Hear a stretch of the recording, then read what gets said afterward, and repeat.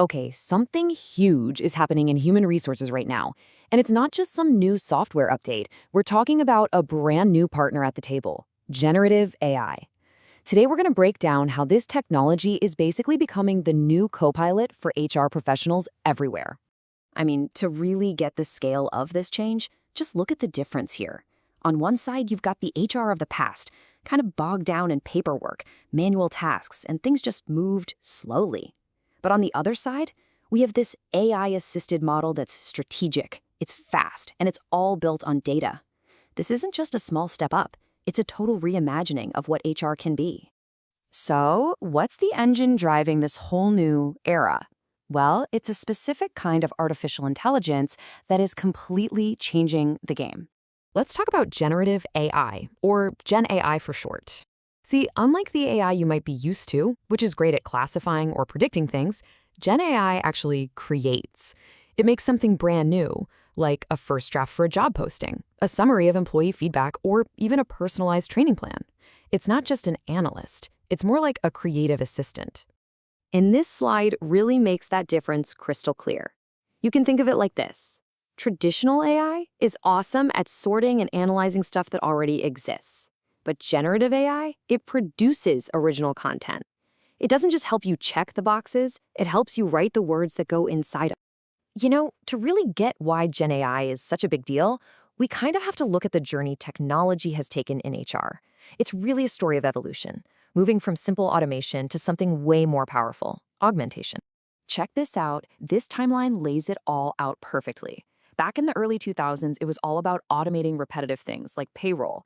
Then, in the 2010s, AI analytics came along and helped us predict stuff like who might leave the company. But now, in the 2020s, we are squarely in the generative era, where AI becomes a true creative partner that helps make us smarter. And this is the most important point. This isn't about replacement. It is all about partnership. The AI can generate the first draft, it can find the initial patterns, but it's the human professional who brings the context, the nuance, and, the final judgment call. This is exactly what that new dynamic looks like. It's not a robot taking over a job. It's an HR professional working with a seriously powerful new tool. That co-pilot analogy is just perfect. The AI handles the routine stuff, so the human pilot can focus on the big picture strategy and the critical decisions. Okay, so theory's great, but what does this new toolkit actually look like in the real world? Let's dig into some of the concrete ways HR pros are using this stuff today. This is where it gets really cool. You can use a tool like ChatGPT to draft a complicated remote work policy in just a few minutes. Or take Google Gemini and have it analyze hundreds of survey responses and pull out the key themes instantly. You can even use something like Synthesia to turn a boring script into a professional-looking training video. The efficiency gains are just massive. And here's how that workflow actually plays out. The AI gathers the data and spits out the initial insights, often spotting patterns a human might totally miss. But then, and this is the critical part, the HR professional steps in to interpret why it's happening. They add the all-important context, and from there, they can take smart, strategic action. So, yeah, AI speeds things up, but humans are the ones driving the strategy. Of course, with all this incredible new power comes a whole lot of responsibility. We can't just talk about the cool stuff without getting serious about the rules of the road. It's so important that we understand these challenges. If an AI is trained on biased data from the past, guess what? It's just going to amplify that bias in things like hiring. There's also the risk of relying on it too much and losing our own critical thinking. And of course, you've got huge hurdles around handling sensitive employee data and the fact that AI can sometimes generate stuff that sounds right but is actually wrong. This right here, this is the golden rule for ethical AI. It's that essential human gut check on the technology. What the tool can do always has to be weighed against our human values and the real-world impact it's going to have on people's careers. So how do we actually put that principle into practice?